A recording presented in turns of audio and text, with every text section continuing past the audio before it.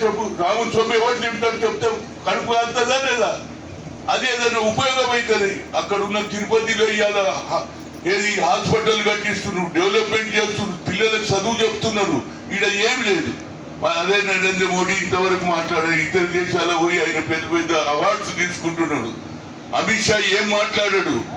RSS BJP వాళ్ళు ఏం మాట్లాడారు? ఇప్పుడు హనుమంతరావు మాట్లాడినాక ఇప్పుడు ఆలోచన వచ్చింది. ఏమనుమందనా పోయి మా ఆయనబడి జరిగినట్టు ఎందుకురా పోయి, నా పేరే హనుమంతుడు, మా రాముడికి అన్యాయం జరుగుతూ ఊక్కుంటారా బాబు? అరే ఇదేంటన్నా, మేము కూడా భక్తులారా, నీకంటే ఎక్కువ భక్తులారా పోయి. హనుమంతుడు ఎవరు భక్తుడు అంటే రాముని భక్తుడు కనుక రాముని భక్తుడు అనే దేవుడు అనేవాడు అందరికీ ఉన్నాడు. ఏ దేవుడైనా మన దేవుడే. మనం అన్ని దేవుళ్ళను ఏది సమానంగా చూస్తాము. తుర్కొల్ల పండుగ వస్తే పోతామా లేదా, పీర్ల పండుగ అయితే పోతామా లేదా, దర్గాలకు పోతామా లేదా? కానీ వీళ్ళు ఏమి లేదు, హిందూ అంటుంటారు. అందరికంటే కనుక నా ఉద్దేశంలో రాహుల్ గాంధీని, అదేవిధంగా ప్రియాంక గాంధీ కూడా మాట్లాడింది.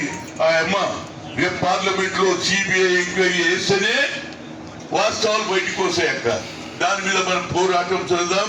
తప్పనిసరిగా ప్రతి గుడిలో నేను 35 నిమిషాలు కూర్చున్నా.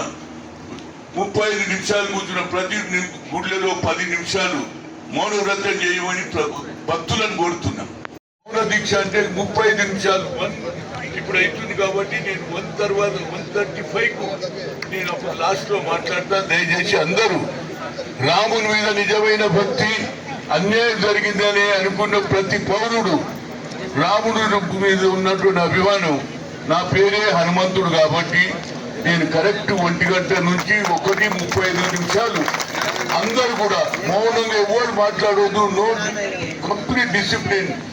రాముడా నీకు అన్యాయం జరిగింది, ఈ అన్యాయాన్ని మేము ఏ విధంగా పూడ్చాలని అన్ని గుళ్ళల్లో కూడా రేపటి నుంచి అన్ని గుళ్ళల్లో కూడా ఇలాంటి కార్యక్రమం జరిగితే ప్రజలలో ఆలోచన వస్తుంది, దేవుని మీద భక్తి వస్తుంది. వాళ్ళకు దేవుని మీద భక్తి కంటే ప్రజల మీద డబ్బు మీద భక్తి ఉన్నదని చూపించడానికి ఇప్పుడు మౌన దీక్ష మొదలవుతుంది. దయచేసి బాబు నిలబడితే నాకు మంచిగా అనిపించదు.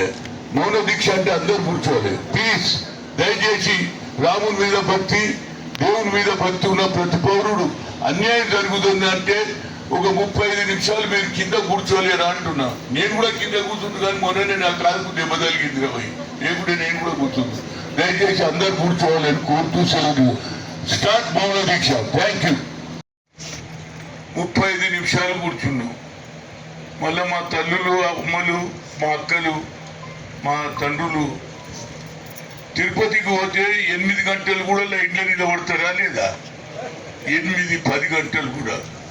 కనుక ఇవాళ రాముడి మీద, రాముడు అంటే ఇక్కడ కాదు ప్రపంచంలో యావత్ భారతదేశంలో రాముని అభినందించే వాళ్ళు, ప్రేమ చేసేవారు, భక్తి గల వాళ్ళు ఉన్నారు.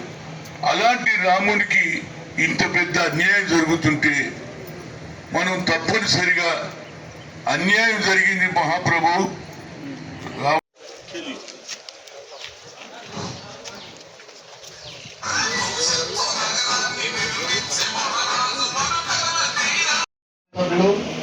భగవంతుని సత్యనారాయణ గారు వేదిక మీద కావాల్సిందిగా కోరుతున్నాం. సిరిసిల్ల జిల్లా అధ్యక్షుడు సంగీతం శ్రీనివాస్ గారు వేదిక మీద కావాల్సిందిగా కోరుతున్నాం. బసవరాజ్ శ్రీనివాస్ గారు బ్రాహ్మణ సంఘం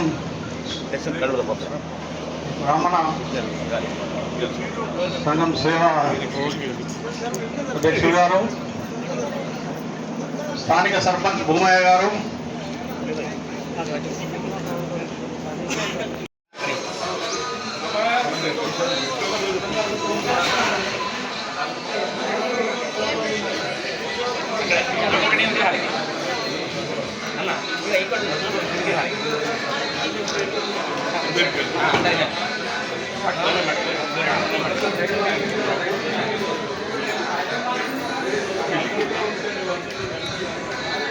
జై శ్రీరామ్.